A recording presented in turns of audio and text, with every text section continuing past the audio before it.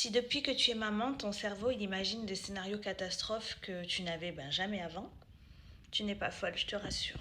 Nous sommes nombreuses. Aujourd'hui, on va parler d'un sujet qui touche beaucoup de mamans, probablement certains papas, mais je pense quand même plus les mamans. Cette hyper-vigilance depuis que tu es devenue mère, pensée intrusive, une forme d'anxiété, de responsabilité parentale. Depuis que je suis devenue maman, j'ai peur de choses qui m'ont jamais fait peur avant. Porter mon enfant dans les escaliers, prendre la voiture. Ça fait une boule dans la gorge parfois, sans raison apparente. Est-ce que ça t'est déjà arrivé dans les escaliers de porter ton enfant et d'un coup ton cerveau il t'envoie le pire scénario possible?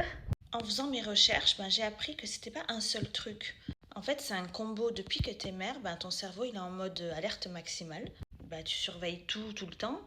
Exemple, moi quand je descends les escaliers avec ma fille, je me gaine à fond, j'ai une concentration extrême, genre zéro relâchement dans les escaliers, c'est la mission.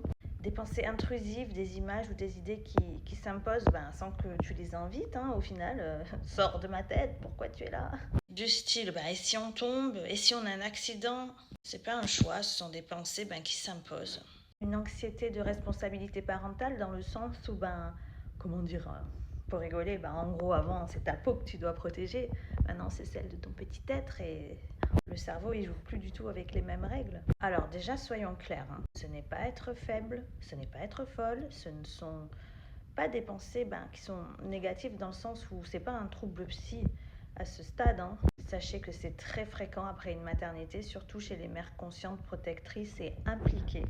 Alors, il faut savoir qu'il y a vraiment une différence majeure, j'y tiens vraiment à vous le dire, c'est très important, entre une vigilance saine, comme on a, faire attention dans les escaliers, tout ça, et une anxiété envahissante, la gorge serrée, avant même de démarrer la voiture, quelque chose qui t'empêche vraiment de vivre.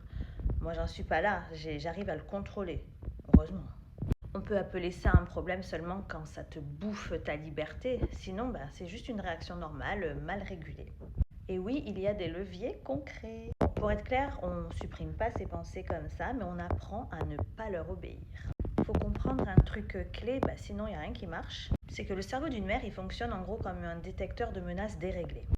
Avant, danger réel, réaction. Maintenant, danger imaginaire, réaction réelle. En gros, le corps, il fait aucune différence entre et si c'est en train d'arriver. Vous voyez la différence? Donc, quand on cherche à rassurer le cerveau avec logique, ça marche pas. L'erreur classique, arrêter la lutte contre ses pensées, c'est pas ça qu'il faut faire. En gros, c'est une mauvaise stratégie parce que plus tu luttes contre ses pensées, plus elles reviennent. Par contre, la bonne approche, c'est elle ne commande pas mes actes, je continue quand même.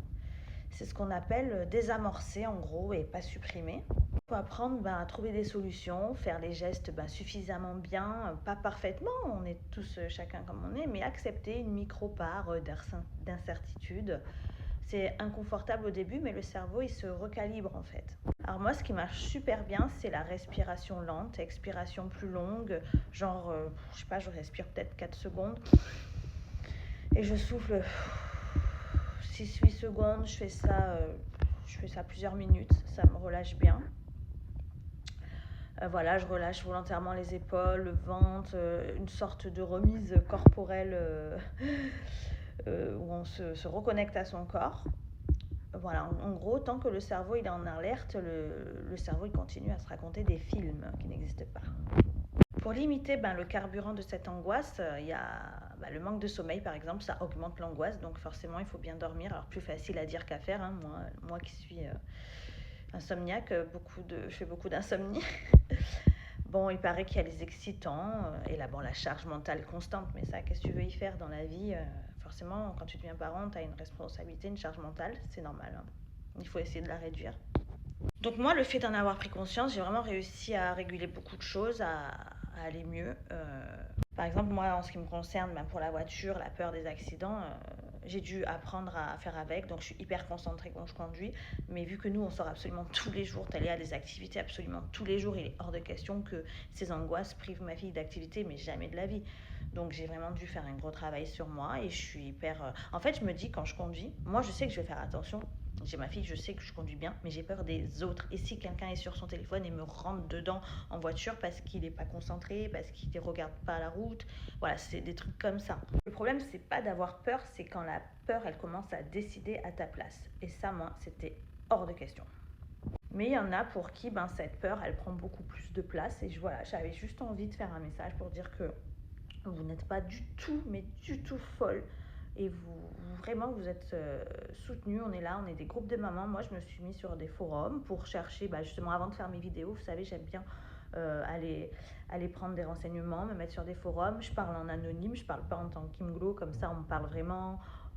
Voilà, j'adore échanger et j'ai vu qu'il y avait vraiment beaucoup de mamans qui souffraient de cette forme d'anxiété liée à la maternité.